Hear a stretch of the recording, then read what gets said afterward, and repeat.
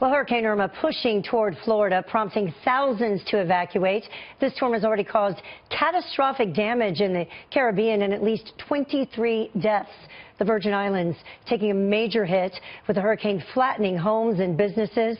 These pictures showing the extent of the damage on the island of St. Thomas and St. John. And crews warning people in the path of the storm to take this one seriously. The nation has only seen 3 Category 5 storms since 1851. Labor Day storm of 35, and then you had Camille in 69, and you had Andrew in 92. And Andrew was a very, very small, compact Category 5 compared to what we're seeing here in Irma. Joining me now is freelance journalist Kelsey Nowakowski. She is joining us on the phone. And Kelsey, you're in St. Thomas, correct?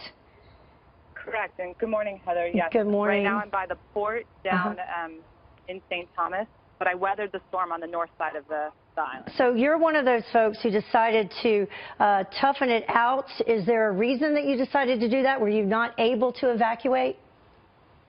Even if I had wanted to evacuate, there would have been no flights by the time that we realized it was going to really hit this hard. I have a cousin that's actually stranded here that tried to book a flight, and there were 2 flights left, or 2 seats left on one flight, and they were $6,000, and by the time she tried to buy one, they were gone. That's unreal when you hear those stories. Just absolutely wrong. Okay, so tell us what was happening as the storm was coming through. It was a Cat 5 when it went through St. Thomas.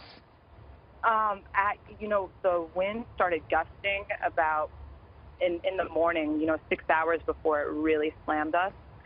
And it was loud. It was seismic. I was in a concrete structure, but we have a floor above us that was wood, and we could feel it bracing. There were a couple times we thought we lost our roof, actually, and we're ready to dart to the bathroom and hunker down.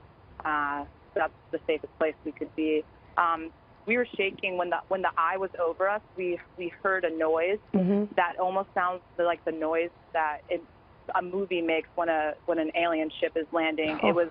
Everyone's ears were popping. The pressure of this thing is, all of us have been through hurricanes before that were hunkering down with me, but none of us have ever experienced anything like this. So you were in a concrete structure that was shaking? Yes. Wow. So when you were finally able to get outside, what did you see? Every power line down. We discovered we had new neighbors we didn't know, because this island is so lush. You have to imagine. There's palm trees everywhere. There's greenery everywhere, and every tree was picked clean. I mean, I'm looking, it almost just looks like a forest fire happened in terms of everything is just picked clean. You just see like the skeletons of trees right now. That is so sad. I've been to St. Thomas many times. I have some friends there that I still have not been able to get in touch with. I tried just before your segment. We know that communications are down. The hospital there in St. Thomas was also impacted. I was reading that they had to emergency fly people who were in critical condition over to St. Croix. Yes, and I've heard that some people have also been flown to the hospital in San Juan as well. But yes, I've heard that the top couple floors of the hospital here blew out and the roof is gone. And what about the airport there and being able to get to people who may be in need? The airport is very damaged as well, but reports from some Customs and Border Patrol people I've spoken to here say that it should open on the 12th.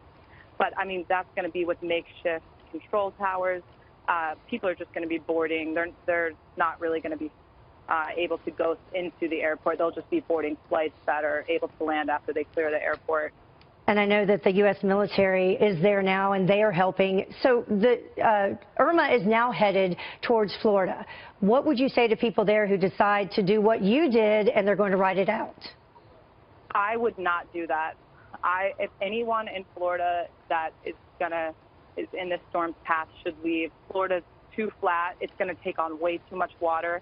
I mean, our whole waterfront here turned into a river. Luckily, a lot of us live up in the hills, so we didn't get that bad flooding unless we lost our roof. But there's no way Florida can brace for that water and that wind. Well, Kelsey, you are very lucky, and you have Jose headed right behind Irma. So be careful, and our prayers are with you and all your friends.